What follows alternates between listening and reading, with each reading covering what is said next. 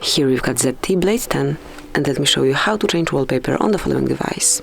So first of all, you need to reach the settings, then find and select display, and click on wallpaper.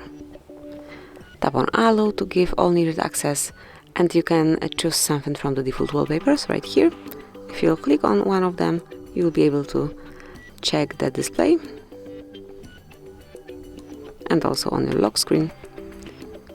And you can also reach your own photos. Just click on my photos, and let me pick, for example, this one, and this is how it will look like. So okay, so let me go back there to my photos, and I will pick, for example, this one, and now tap on set wallpaper and decide if you want it to cover your home screen only, lock screen only, or both of them.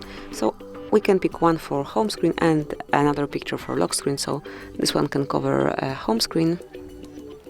And let's go back to wallpaper, and now we can pick another one for lock screen. Tap on set wallpaper and pick a lock screen only.